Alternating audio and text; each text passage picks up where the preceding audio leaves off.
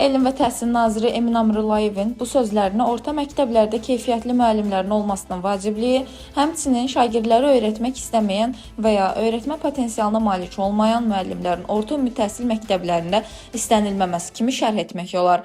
Bölgə TV xəbər verir ki, bu sözləri mediaya açıqlamasına təhsil eksperti Ramin Nuraliyev, Elm və Təhsil naziri Emin Əmrullayevin şagird yaxşı öyrənmirsə müəllimə niyə maaş verməliyik sözlərini şərh edərkən deyib. O bildirib ki, kimin necə düşünməsindən asılı olmayaraq nazir ədalətlə danışıb və cəmiyyət üçün vacib məqama toxunub. Nazirin səsləndirdiyi fikirdən həm də bu məna çıxır ki, savadsız müəllimə niyə maaş verilsin? Qeyd edim ki, sertifikasiya imtahanında da bəzi müəllimlərin öz ixtisası üzrə işləmədiyini, bəzilərinin isə öz ixtisası üzrə bilik və bacarıqlarına sahib olmadığının şahidi olduq.